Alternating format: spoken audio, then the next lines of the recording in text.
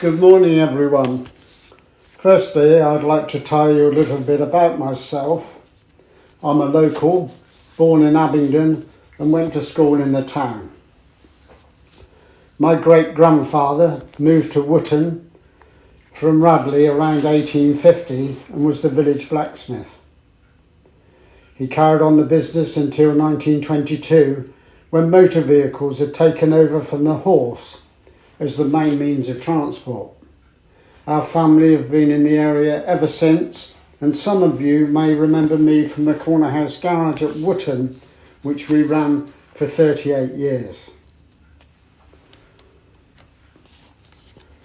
55,000 airmen were killed while serving with the Royal Air Force Bomber Command during World War II. Few people are aware that 70 of these brave men died in the Abingdon area. My talk today is about aeroplane crashes, which some of you may think is a morbid subject. However, these are crashes which happened on our doorstep and I believe are an important part of our local history. During the late 1920s, the land which is now Dalton Barracks was farmed by Mr. Bourne. The land was taken over by the Air Ministry as an airfield for the Royal Air Force for pilot training in the early 30s. With the onset of war in 1940, 97 and 166 squadrons of the Royal Air Force, which were based at the airfield, were formed into number 10 Operational Training Unit, which is the base of my talk today. There are around 25 operational training units around the country, and Abingdon was to play its part in the training of young British and Commonwealth aircrew. The aircraft which was based at Abingdon during the early part of the war was the Armstrong Whitworth Whitley. This was the first heavy bomber at the time and was used for training crew to go on to the more famous Avro Lancaster. Towards the end of the war, the Vickers Wellington bomber was also based at Abingdon.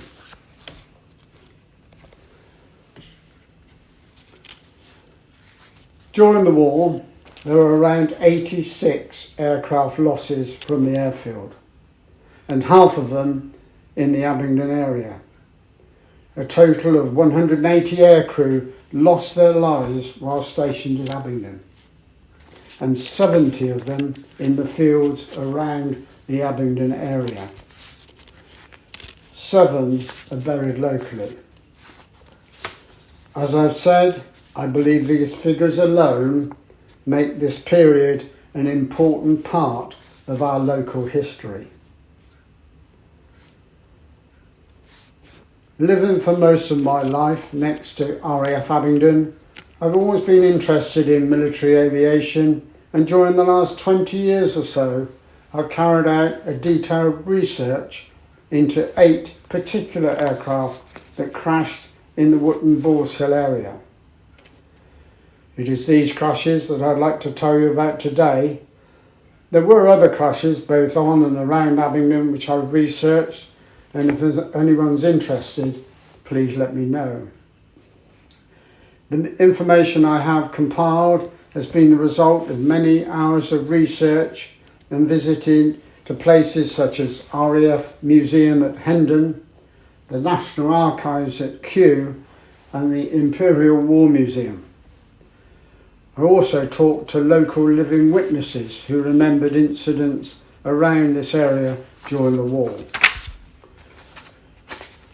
The high ground of Boars Hill claimed a number of aircraft, as it was right in the path of the flight training circuit.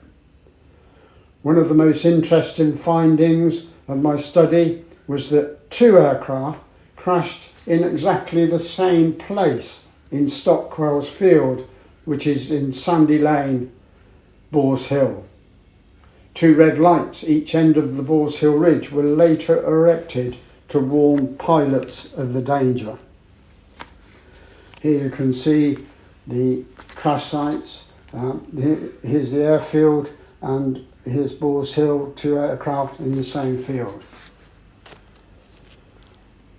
On the 10th of February 1940, at 9:45 in the evening, Whitley, registration number K7255, clipped high trees and crashed into Stockwell's Field.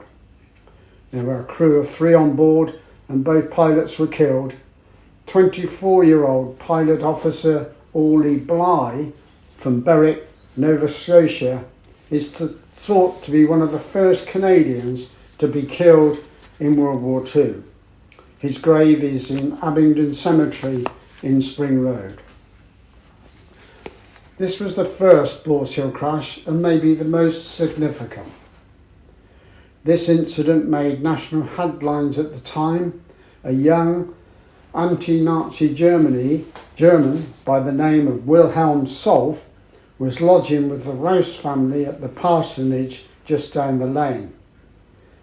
In a rather silly moment, this young man borrowed Mr. Rouse's cine camera and started to film what was left of the plane. He was reported to the police, arrested, and spent the rest of the war in internment. I have quite a lot of detail of this story if anybody is interested.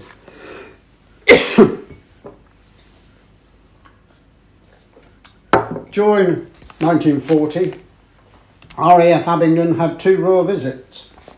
In July, the then Duchess of Gloucester paid a visit, followed by the following month by King George VI.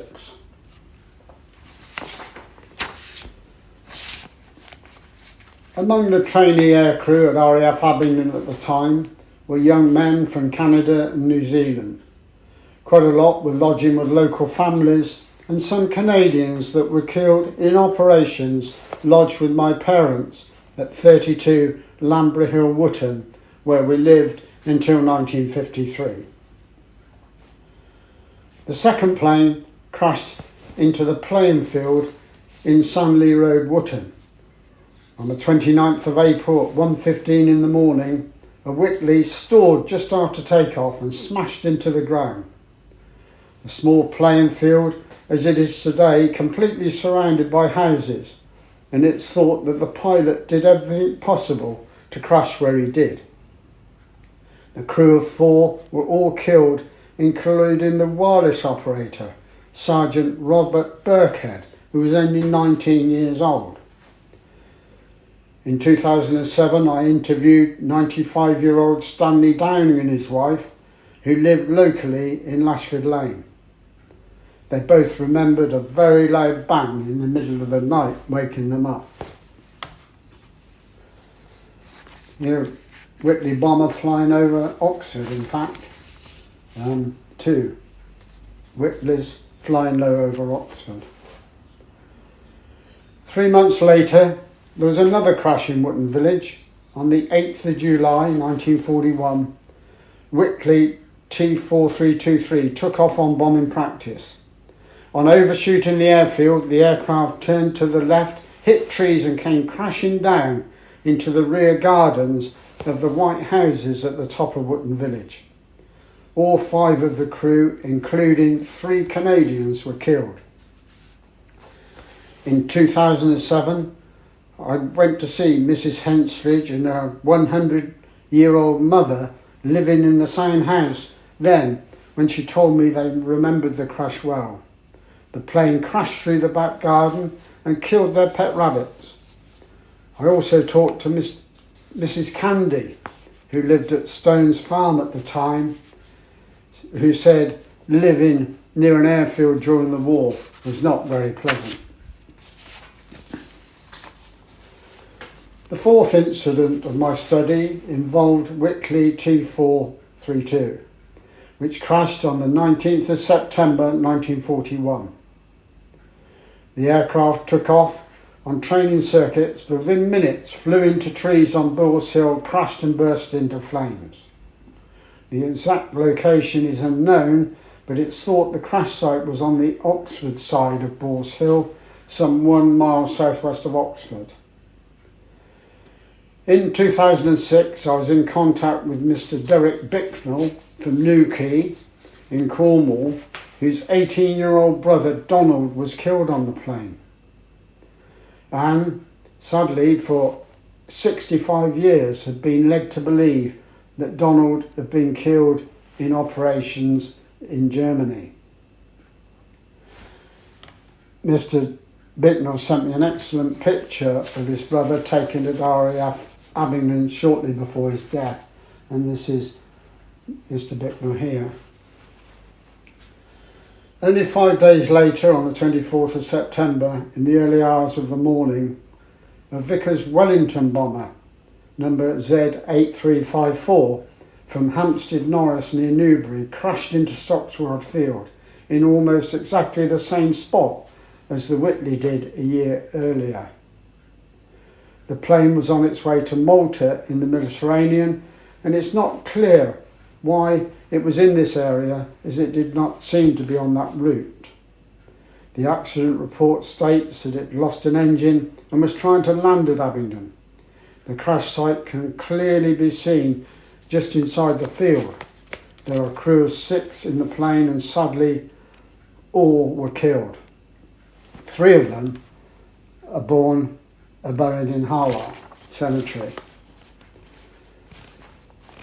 During a visit to the Imperial War Museum, I studied memoirs of Wing Commander J.C. Corby, who was stationed at Abingdon during the war. W.C. Wing Commander Corby clearly remembered the problems of Boars Hill to aircraft. He states that the early Whitleys were very much underpowered, and their angle of climb on takeoff was about the same height as Boars Hill, 500 feet. He stated that they used to refer to Boars Hill as Pig's Peak. The following year was the crash that really inspired me to start my research in these events. On the 26th of March 1942, in the afternoon, my mother was pushing my brother in a pram to see her mother-in-law at the top of Wootton Village. When she got to the church, the road was completely blocked with the crashed bomber right in front of her.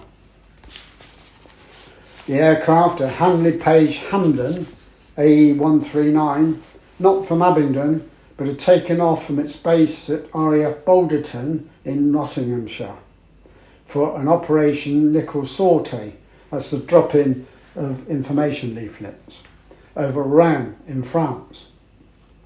On its return, the aircraft landed that evening at RAF Stoke Orchard near Cheltenham. The next day, the aircraft took on again to return to base, but from the aircraft ministry record card, it states that the aircraft had a faulty fuel gauge and ran low on fuel. It seems that the aircraft was attempting to land at RAF Abingdon. 4 of the crew were killed in the crash, including the pilot, aged just 20, and who were making their very first trip. Mr. Dennis Betterton from Sunningwell, who died a few years ago, actually witnessed the crash plane and told me this. The plane was coming from an easterly direction towards the church. Its engine cut, hit the trees on the high trees on the east side of the cricket field, slid across the ground, turned turtle and smashed into the ground, into the church wall. The repairs to the church wall can still be seen today. Mr. Betterton, as a young boy, recovered some of the leaflets from the plane, which he had kept for 65 years, and presented me with one. Some years ago, I had the pleasure of meeting Mrs. Gwyn Mann, now living in Northamptonshire, who, when aged 8, was coming home from school in Wootton when the plane crashed right in front of her. She remembered it clearly, and it was very moving talking to her about it in detail. In June 1942, 10 O.T.U contributed to the 1,000-plane bomber raid on Germany.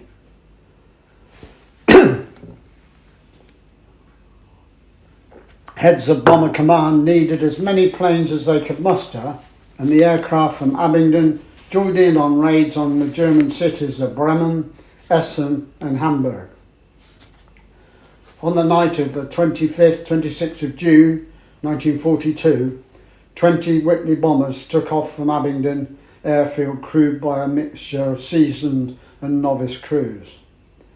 From this number, 50 claimed to have made successful attacks, while one crew was obliged to return after the compasses failed. 4 Whitleys crashed, 2 of them with all their crew killed.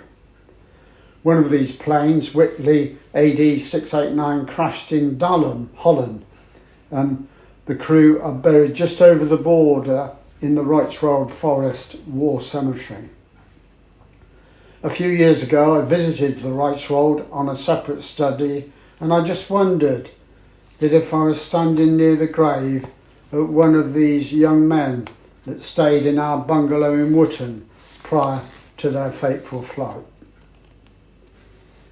Interesting point here was that losses from training units in percentage terms were less than operational basis.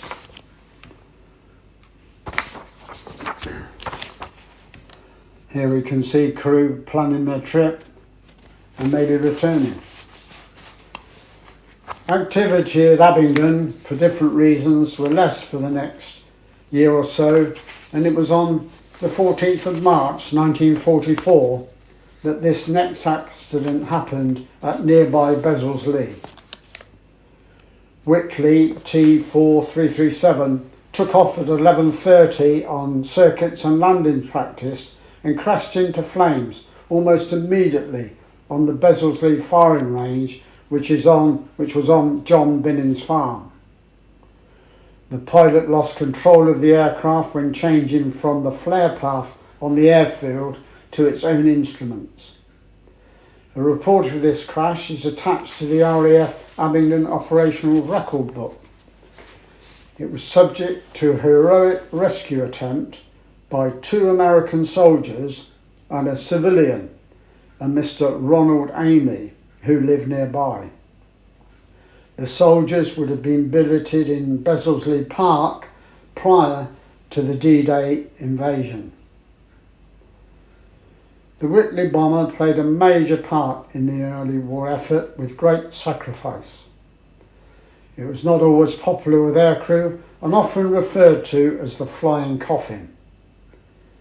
I heard that at one time there was actually a mutiny at the airfield against flying the aircraft. There's not a single example of the aircraft in existence today. In the Coventry Air Museum, there are some rear body section pieces of a Whitley that was recovered.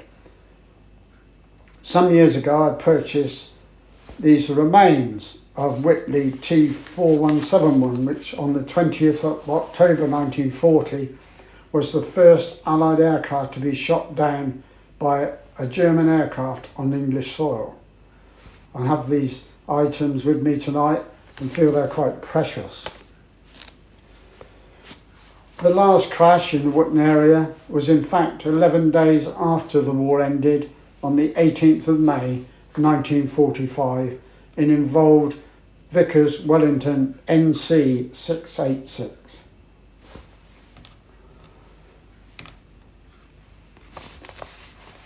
The aircraft lost power after takeoff and found it impossible to gain height.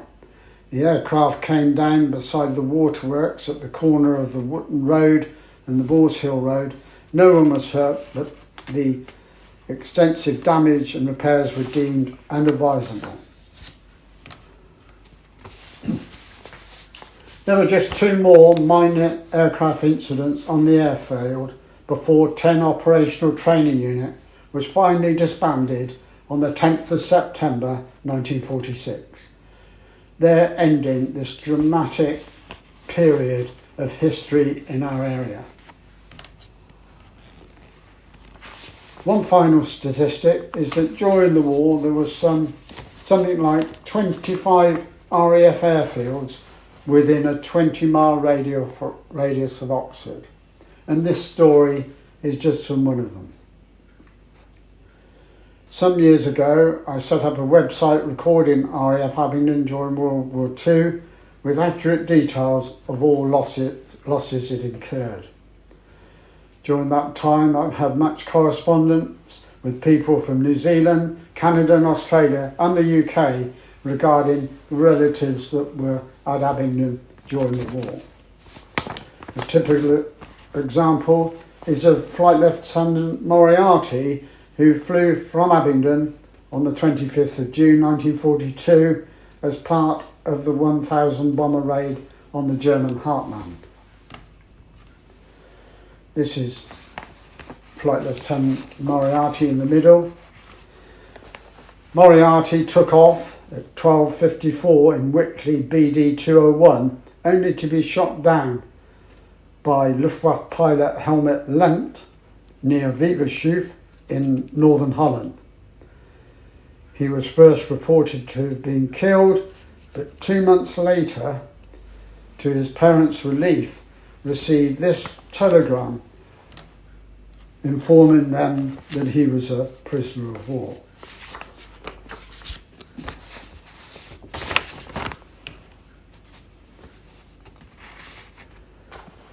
I hope you found my talk interesting today, and I thank you for listening. If you have any questions, I'll be pleased to attempt to answer them. Thank you very much.